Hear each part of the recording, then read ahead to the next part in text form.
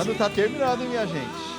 Aí você que tá em casa, dá o cisma, é tanta correria para arrumar as coisas do Natal. Calma, minha filha, calma. Tudo nesse mundo tem o seu tempo certo. E não se esqueça de uma coisa importante nessa época de Natal, hein? É você se colocar mesmo diante de Deus, sabe? E diante do sentido mais profundo desse Natal. Jesus está entre nós. E por isso damos graças a Deus, né? Jesus vive entre nós. E por isso nosso coração diz, aleluia, assim seja. Senhor, cuida das festas que vamos ter nos próximos dias. Cuida de cada um de nós. Cuida, Senhor.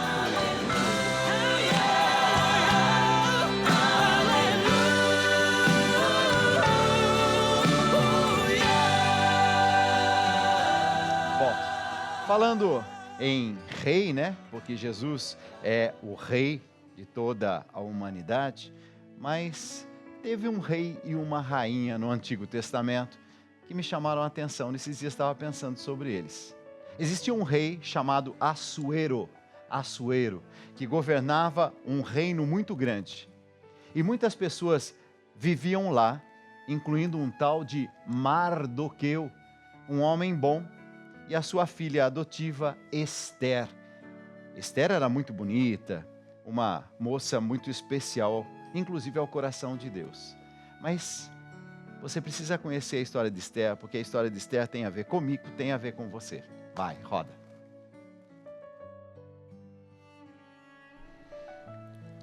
Há muito tempo, existia um rei chamado Assuero, que governava um grande reino. Muitas pessoas viviam lá, incluindo Mardoqueu, um homem bom, e sua filha adotiva Esther, que era muito bonita e especial. Um dia, o rei Assuero fez uma grande festa e pediu que sua esposa, a rainha Vasti, fosse mostrar sua beleza aos convidados. Mas a rainha não quis ir, deixando o rei bravo. Ele decidiu procurar uma nova rainha. Muitos jovens foram levadas ao palácio e o rei escolheu Esther para ser a nova rainha. Ela era gentil e bonita, mas guardava um segredo. Era judia. No palácio havia um ministro chamado Amã, que queria que todos se ajoelhassem para ele. Mardoqueu nunca se ajoelhou, pois só se ajoelhava para Deus.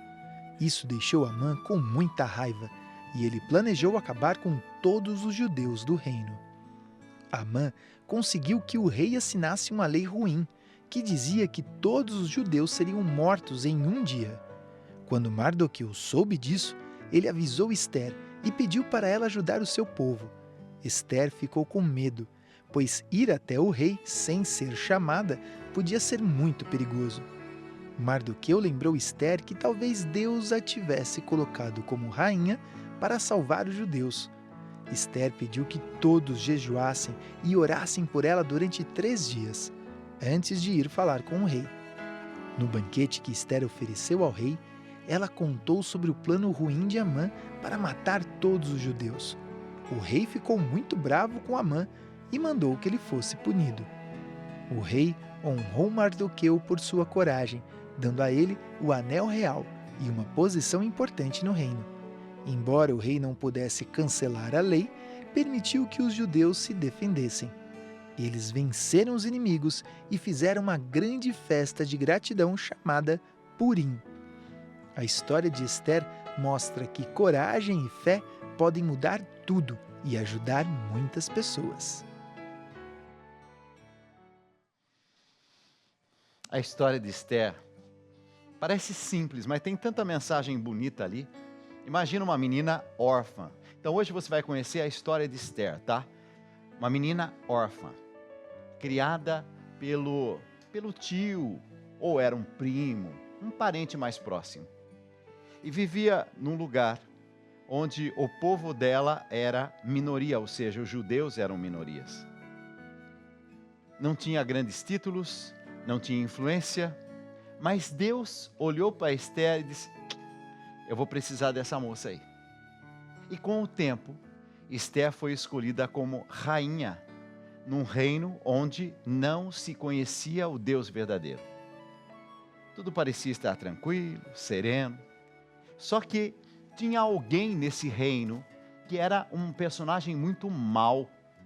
E esse alguém muito mau começou a tramar de tal forma que aquela minoria, aquele povo judeu que vivia ali naquele reino, devia ser eliminado. Gente, olha que interessante. Esther teve que fazer uma escolha. Por quê? Ela tinha uma posição de destaque. Só que ela poderia ter ficado quietinha e não teria tido nenhum problema para resolver. Ela poderia ter ficado com medo, em silêncio. Mas nessa hora, ela recebe um bilhete. E esse bilhete do seu parente próximo diz a ela assim: Esther, não se esqueça do seu povo. Esther, agora que você chegou numa posição de destaque, se você puder, não se esqueça das suas raízes. Aqui quem está falando é alguém que te ama, que te educou. Eu cuidei de você, mas eu queria tanto que você não se esquecesse as suas raízes, de onde é que você veio. E ela, naquele momento, toma a consciência e diz: tem razão, o meu tio está certo. E foi falar com o rei, intercedendo pelo seu povo e mostrando o quanto esse tal de Amã estava tramando as coisas. E o rei ficou muito chateado com esse tal de Amã. E o rei disse: eu não vou fazer nada para prejudicar o seu povo. Gente, eu fiquei pensando nesse texto, né? E esse texto ele tem tocado meu coração ao longo desses dias. Talvez você esteja num lugar que permita a você fazer o bem ou fazer o mal. Uma decisão sua pode fazer com que as coisas caminhem para um lado ou para outro. Peça a luz do Espírito Santo. Dalcides, eu tenho agora uma situação em que eu posso me vingar de alguém que me fez o mal. E você pode se vingar de alguém que te fez o mal. Você quer o caminho da vingança ou o caminho da misericórdia e do perdão? Assim como Esther, você talvez esteja num lugar privilegiado que pode fazer a diferença.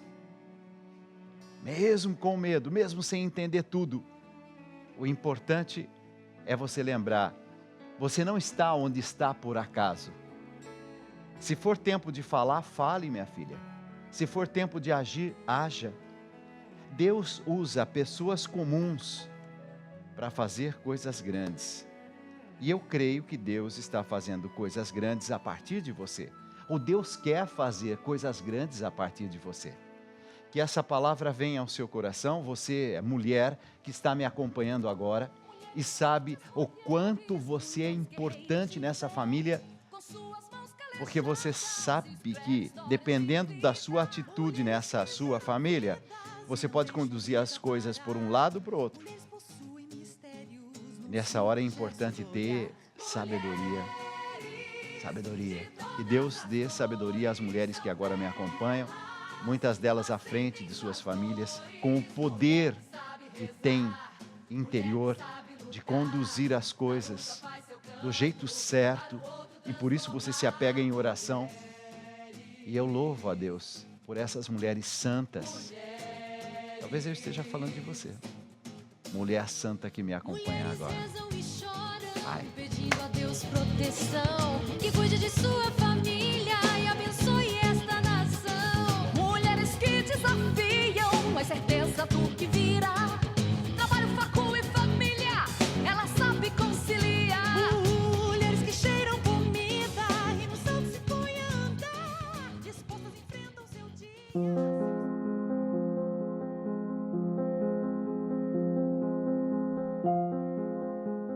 Olá, Dalcides. Estou enfrentando uma batalha contra a depressão e a ansiedade há muito tempo. Vivo em uma profunda tristeza e angústia, e parece que não consigo encontrar alívio. Peço suas orações para que Deus me fortaleça, me conceda ânimo e me ajude a superar essa situação difícil. Anseio pela minha recuperação e por encontrar a felicidade novamente. Daniele Reis.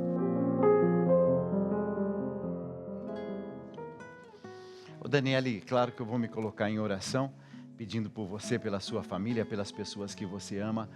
Falando nisso, gente, eu falei no início desse programa, né? Natal está quase chegando, as festas de fim de ano, as nossas famílias se reunindo. Então eu gostaria muito que você já fosse, mulher que está me acompanhando, já fosse se preparando também interiormente para você ser sinal de paz, de bondade, de misericórdia na sua família, nesse fim de ano. Então eu peço à Mãe de todas as graças, Nossa Senhora, que te dê a clareza e a força necessária para você ser instrumento de paz. Ave Maria, cheia de graça, o Senhor é convosco. Bendita sois vós entre as mulheres, e bendito é o fruto do vosso ventre, Jesus. Santa Maria, Mãe de Deus, rogai por nós, pecadores, agora e na hora de nossa morte. Amém.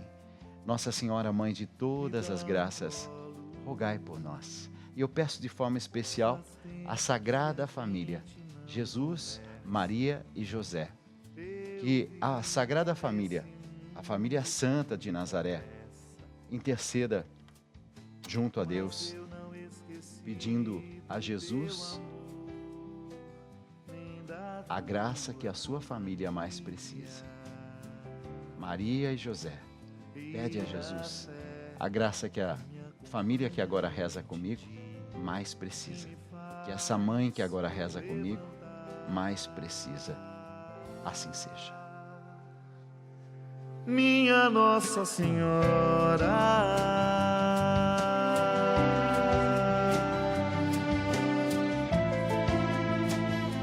me dá um colo. Tem dias. Você vai sentir uma paz, uma serenidade, uma calma.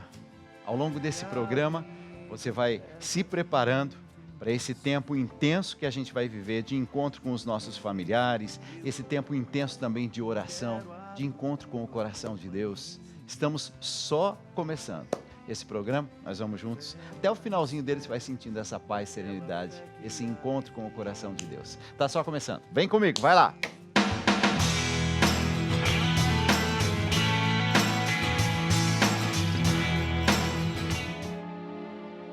A Sagrada Família é muito mais do que um modelo ou uma história distante.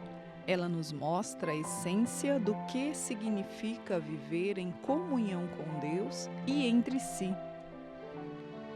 Maria, cheia de fé e obediência, nos ensina a acolher a vontade de Deus, mesmo quando não compreendemos completamente o caminho. José, homem justo e silencioso, nos lembra que a proteção, o cuidado e o serviço discreto são atos de amor que sustentam o lar.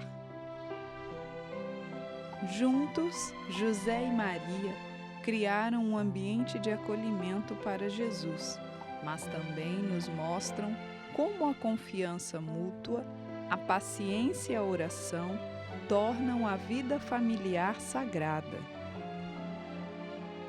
E Jesus, o Filho de Deus feito homem, nos revela que a santidade não é apenas para os religiosos, mas pode ser vivida em cada gesto cotidiano, no trabalho, na escuta, no cuidado, no diálogo e até nos desafios do dia a dia.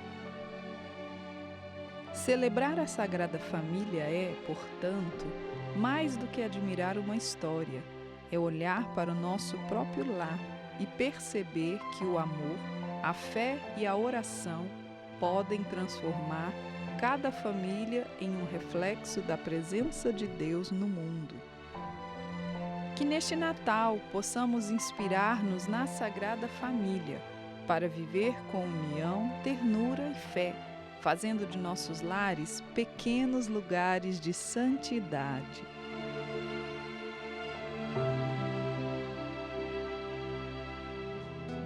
E quando a gente pensa em santidade, né? Muita gente imagina algo extraordinário, distante, inatingível, né? Algo reservado para quem vive longe da vida comum do dia a dia. Mas Deus escolheu mostrar a santidade dentro de uma casa.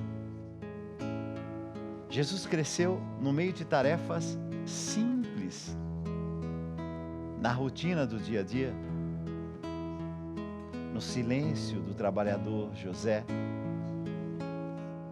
no cuidado diário e às vezes até cansativo, né? Mas cheio de amor. A Sagrada Família não viveu num palácio,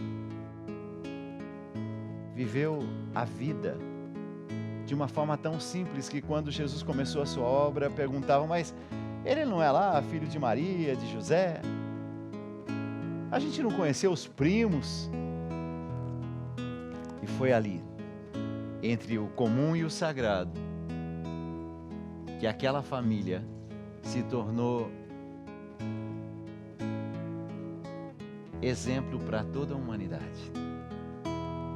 Das muitas coisas do meu tempo de criança, guardo vivo na lembrança o aconchego do meu lar.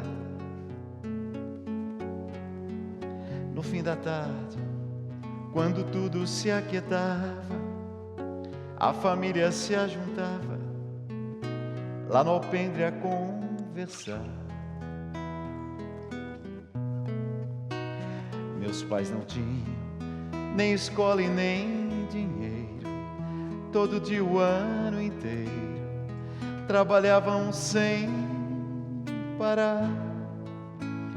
Faltava tudo, mas a gente nem ligava, o importante não faltava: seu sorriso, seu olhar.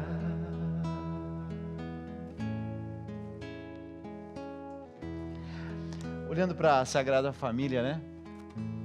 Qual é a graça que você mais precisa? Qual é o presente de Natal? Qual é o presente espiritual que você gostaria de ganhar nesse Natal? Eu estou falando isso e estou imaginando que você possa me fazer saber, para que eu possa também me colocar em oração com você e por você. Qual é o presente espiritual que você gostaria de ganhar? O que é que você está mais precisando? Dalcides, estou precisando de paz. Peça: Senhor, me dá paz. Dalcides, eu estou precisando de união em família. dalcides@gmail.com. Me faz saber. De forma que, ao celebrar esse Natal, você esteja unido a uma multidão que também reza por você. E assim, rezando uns pelos outros, nós pedimos à Sagrada Família que os nossos corações estejam acalmados. Sagrada Família de Nazaré, a minha família, vossa é. Sagrada Família de Nazaré, a nossa família, vossa é.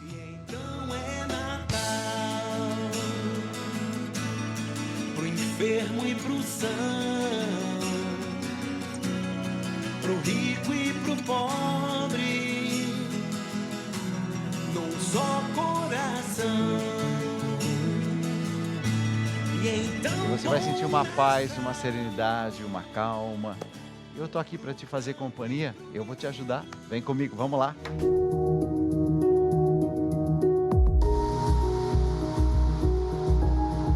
Estou tendo pensamentos de culpa, cobrança e raiva no momento da oração. Não sei por que isso está acontecendo comigo. Estou sofrendo demais. Preciso de um conselho. Juninho. Juninho, pode ser que não seja apenas no momento de oração. Talvez tenha alguma coisa no seu interior que esteja precisando ser enfrentado. Sabe quando alguma coisa está ali mal resolvida? Então ela volta, ela cutuca a gente. É aquela voz, né, que fica assim na nossa consciência.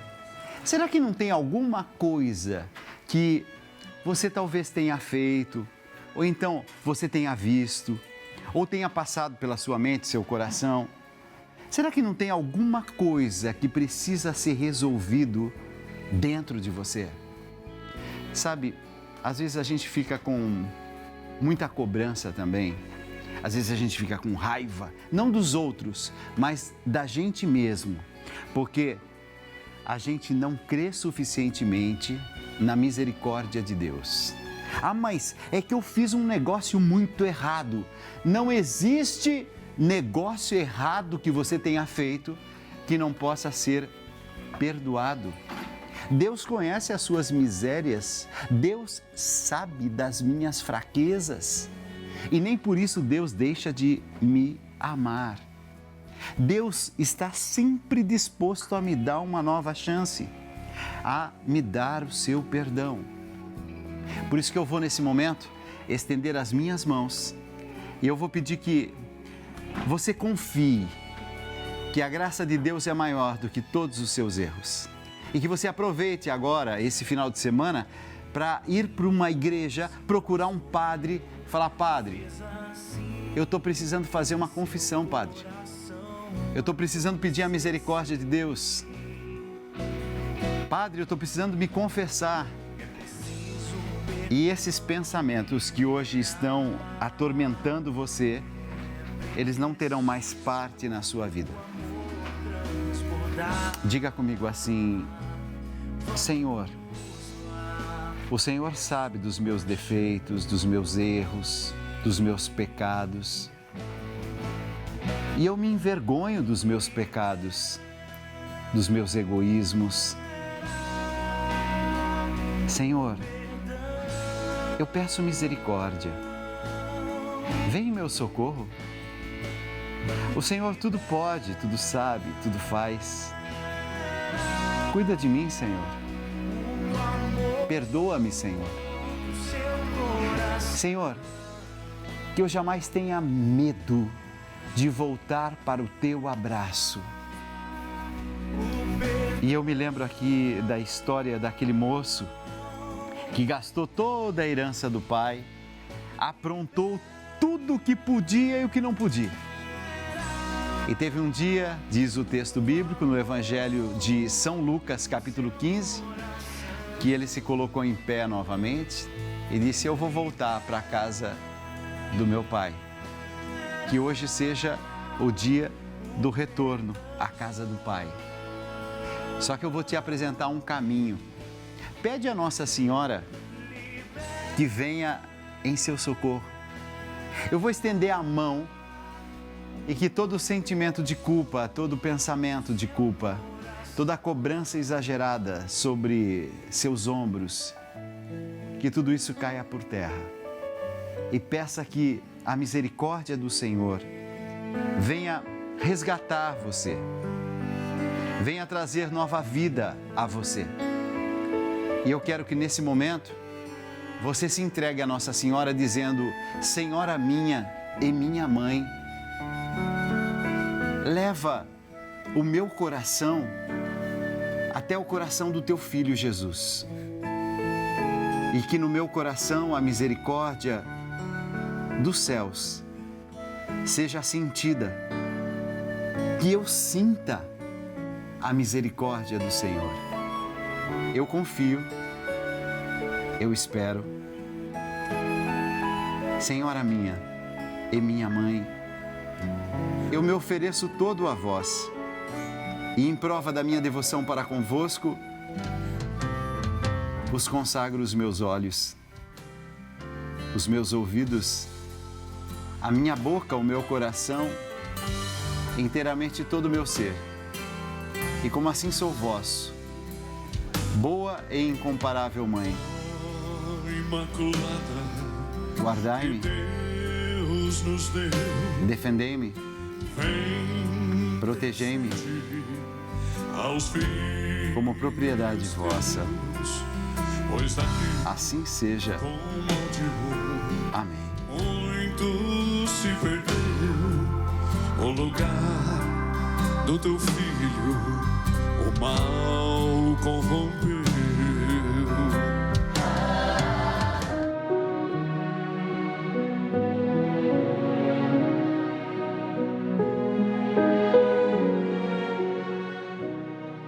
Existe apenas um milagre na Bíblia em que Jesus precisou orar 2 vezes para que ele acontecesse. E o milagre foi a cura do cego de Betsaida, que está aqui em Marcos 8. Algumas pessoas trouxeram o cego até Jesus e o Senhor aplicou saliva nos seus olhos e instantaneamente eles se abriram. Eu até consigo imaginar, né, como que ele ficou emocionado, porque ele nunca tinha visto nada. E pela primeira vez ele pôde ver a luz, a cor, as árvores, o céu. Sua vida agora tinha mudado completamente. Mas Jesus lhe faz uma pergunta interessante, né? Ele pergunta assim para o cego: o que você vê? Parece que o Senhor tinha percebido que algo não estava perfeito. E o homem respondeu: eu posso ver, mas eu vejo homens andando como árvores. É como se ele dissesse, né? Eu sou grato por ter alguma visão, mas está tudo fora de foco. Isso aqui poderia ter sido o fim da história, mas Deus não veio apenas para torná-lo melhor, para que você fique bem o suficiente para apenas sobreviver.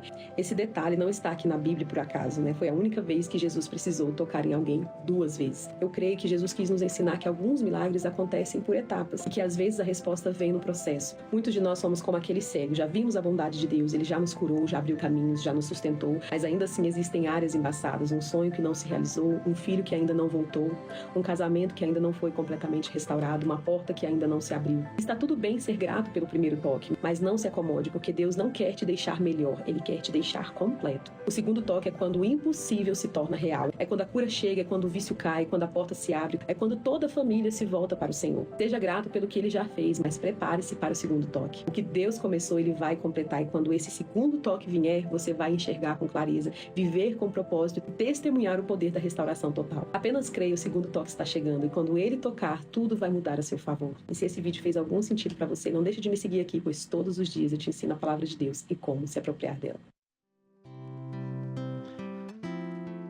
Algumas curas, elas acontecem por etapa, né? E a gente vai vendo a graça de Deus acontecer. Sabe como se chamava esse personagem na Bíblia? Cego Bartimeu, né? Um dia eu fiz uma música pensando no Bartimeu. Bartimeu, tua história é tão igual a minha. Bartimeu,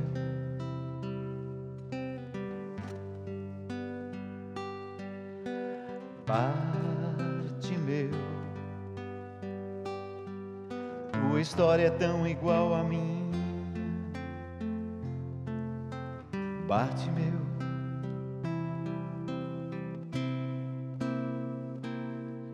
eu que um dia me sentei pelo caminho, como aqueles que desistem de viver. Eu me lembro, eu mendigava um carinho,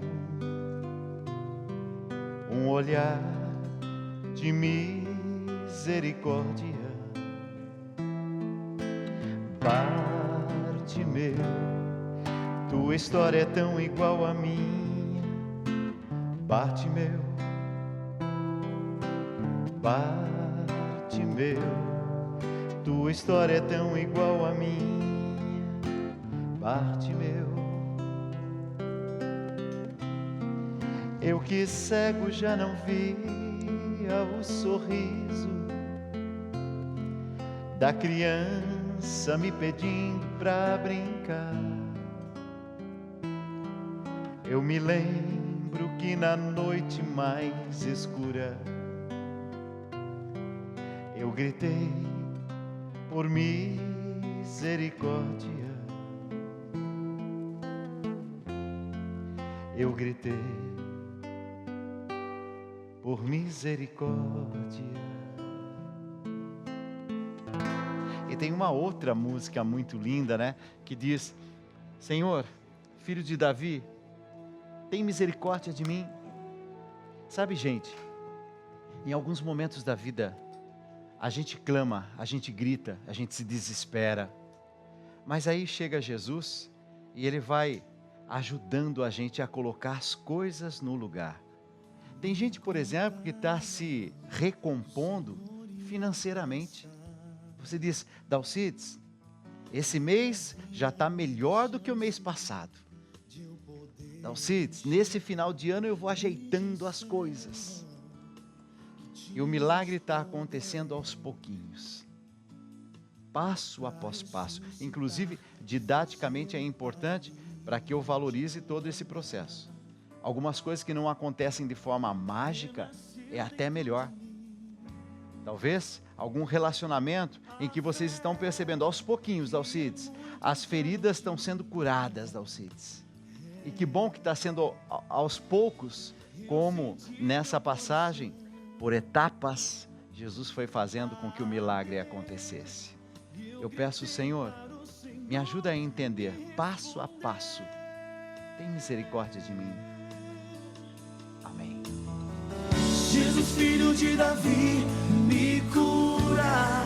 És o santo de Israel. Diante de ti a tempestade se cala. Meu Deus, honra minha fé. Jesus, filho de Davi, me cura.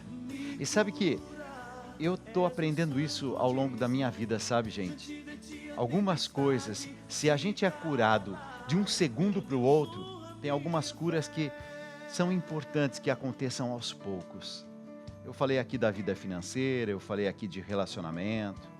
Sabe que às vezes até a saúde, a gente valoriza mais quando algumas conquistas elas vão acontecendo de uma forma didática e a gente vai valorizando cada passo. Você está ficando melhor, você está percebendo que as coisas estão acontecendo, o milagre está acontecendo, Dalcides. Mas que bom que esse milagre está acontecendo aos poucos, para eu saborear e valorizar passo a passo.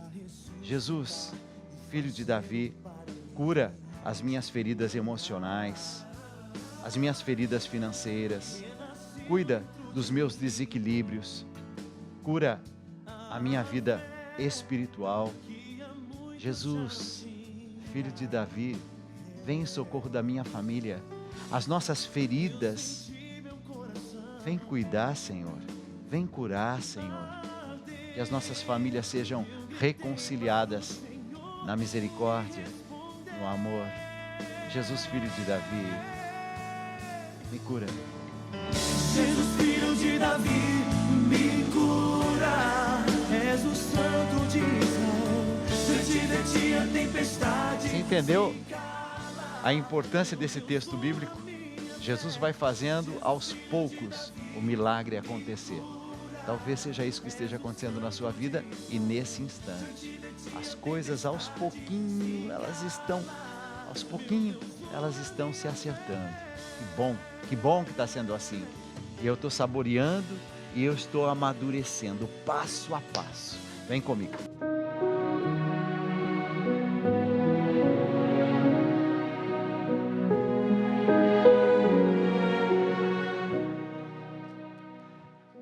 Eu falei sobre o cego. E aquele cego pediu: Jesus, filho de Davi, me cura. Ô, gente, você sabe que hoje nós temos também, assim, pessoas que são cegas na nossa convivência.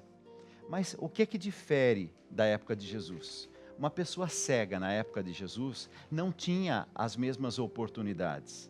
Uma pessoa cega na época de Jesus era deixado de lado. Tinha que viver de esmolas.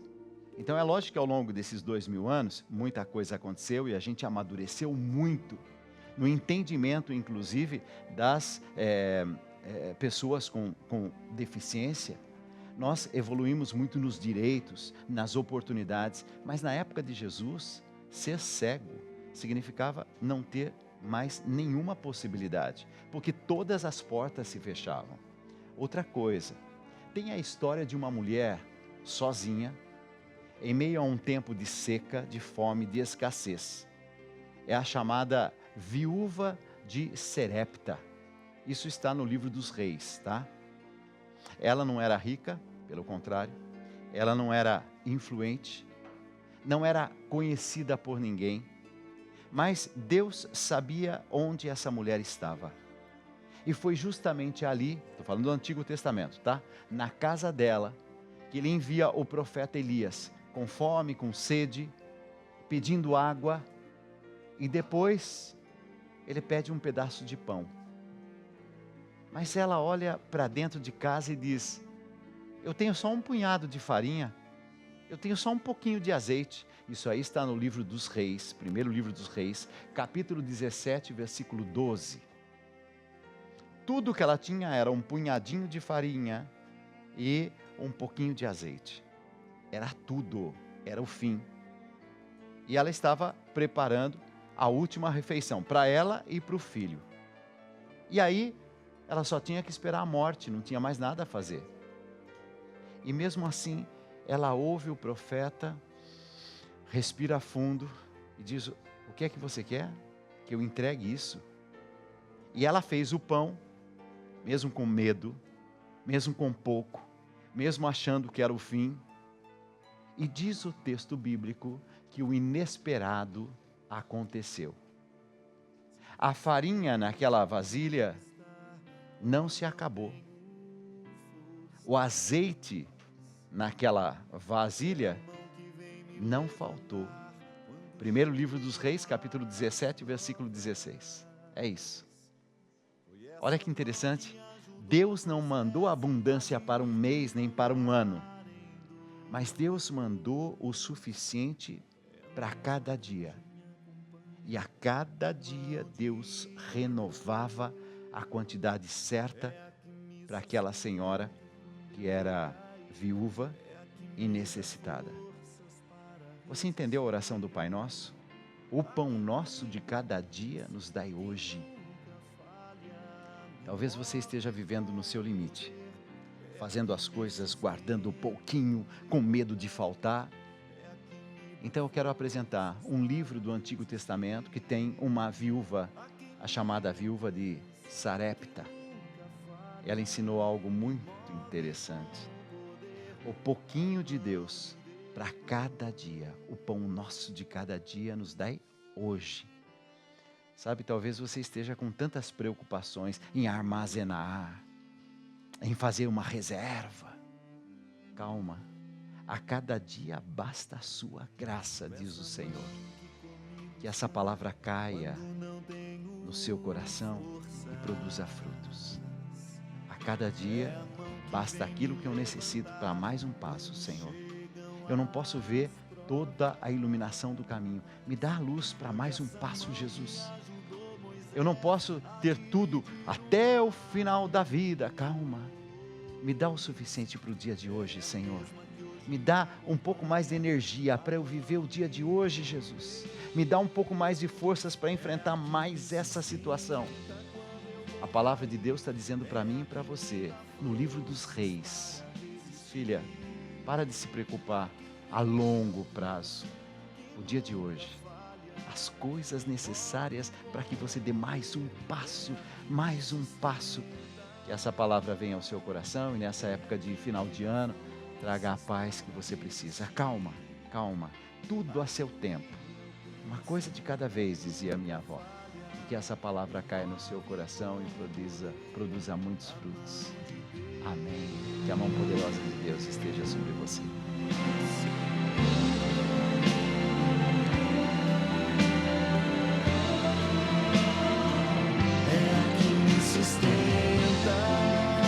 Vem comigo, vamos lá. Você sabe que quando eu pego esses livros que são meditações, né, para todos os dias, Santo Afonso de Ligório. Santo Afonso de Ligório. Não estou pegando um livro, alguém que falou sobre ele. Não, não, não. Ele é de 1700, né? 800, 900, 2000, 300 e pouco anos atrás. E tem aqui algo que me chamou a atenção. Aquele que vive nesta terra, em tribulações, tem a certeza de ser querido por Deus. Quanto mais grave forem as tribulações, é maior o sinal de que Deus te ama. Porque a tentação amadurece, as provações amadurecem. Jesus disse o mesmo, mais claramente, a Santa Teresa: minha filha, as almas mais queridas de meu Pai são aquelas que sofrem padecimentos mais graves. Eu quero que essa palavra caia no seu coração, sabe? Talvez você esteja se sentindo tão fragilizado, fragilizada. Talvez você esteja se sentindo tão pequeno, tão pequena. Eu quero que você saiba que o sofrimento não só faz parte da vida, mas o sofrimento também faz parte dos planos de Deus. Ele não poupou nem o seu filho da dor e do sofrimento.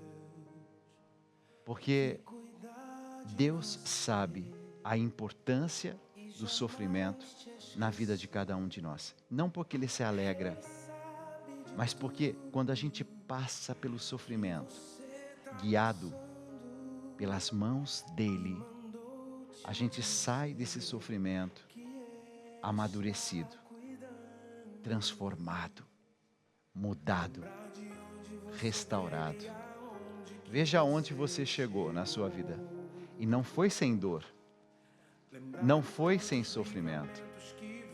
Quantas e quantas vezes você enfrentou grandes tribulações?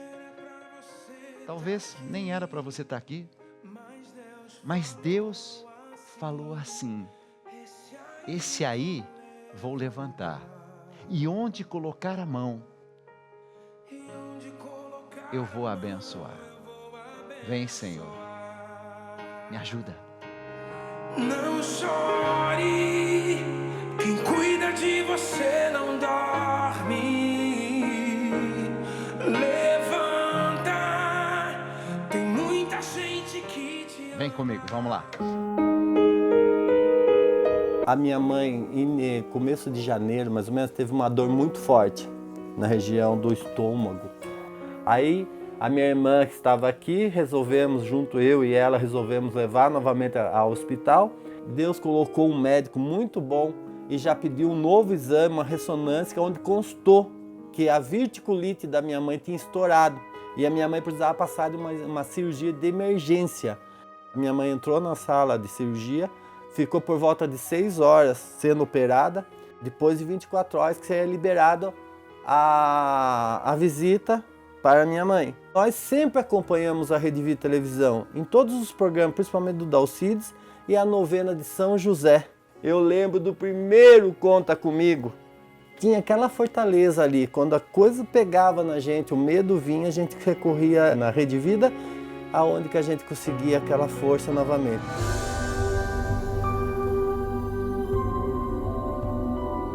Eu cuido há muitos anos de uma gruta que é de Nossa Senhora Rosa Mística.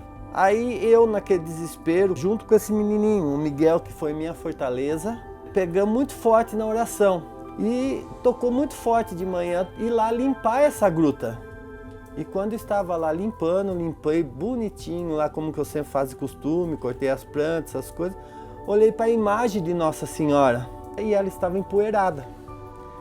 Só que eu estava despreparado, eu não esperava por isso, não tinha um pano ali na hora. Aí eu estava com essa camiseta aqui, eu coloquei a imagem no chão, de joelho, eu fui limpando ela, desde o rostinho, a mãozinha e vim limpando. E naquele momento também vim pedindo pela minha mãe, porque estava muito debilitada e o médico já tinha falado para a gente ficar meio preparado. Voltei no lugar, fechei a gruta e vim embora. À noite, que seria a primeira vez da nossa visita à mãe, na hora que eu estava me arrumando para ir, veio no coração uma coisa bem forte para eu vestir essa camiseta, ir com essa camiseta. Entramos no quarto, se deparamos com a minha mãe numa cena tão triste. Aquela aparelhagem toda, a máquina da UTI estava assim, amarelo, daqui a pouco entrava no vermelho e pitava. Eu falei para minha mãe: mãe, Nossa Senhora Rosa Mística está aqui, a senhora que cuidou tanto, ajudou a fazer aquela gruta, mãe. Ela está aqui porque eu limpei a imagem dela com essa camiseta, mãe.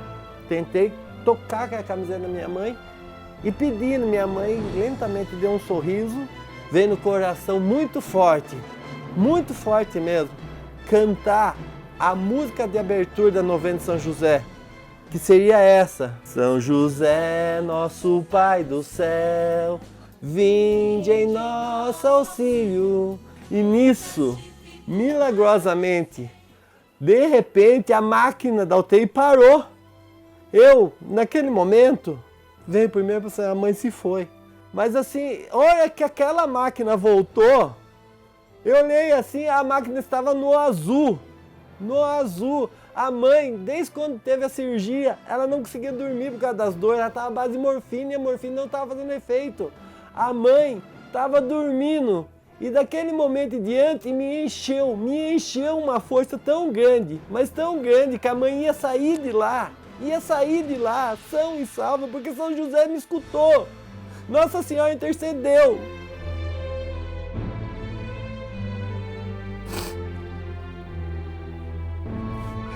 E cheguei em casa, fui no mercado, acendei uma velhinha, né, amigão? A velhinha onde que esse aqui foi o zelador da nossa velhinha, onde que eu tinha certeza que a mãe estava vendo pela chama da vela. De repente, chega o médico de manhã, fala assim, se prepara que sua mãe está indo embora. E hoje a mãe está aqui, ó, firme e forte, recuperada. O milagre aconteceu verdadeiramente nos meus olhos, os olhos da minha irmã. Com a poderosa intercessão de São José, de Nossa Senhora Rosa Mística. Nossa, mais uma vez, junto com você, Dalcides, nós quero agradecer você sempre por ser esse anjo bom, anjo amigo. E receba esse grande abraço do seu fã, amigo número 1, Júnior Maravilha. Tá bom, Júnior Dalcides?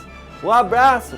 Eu só tenho a agradecer a Deus em primeiro lugar.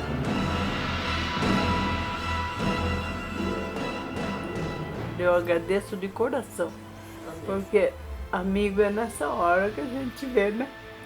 E Deus está em primeiro lugar. E ainda assim vier noites traiçoeiras, se a cruz pesada for, Cristo estará contigo. O mundo pode até fazer você chorar, mas Deus está contigo.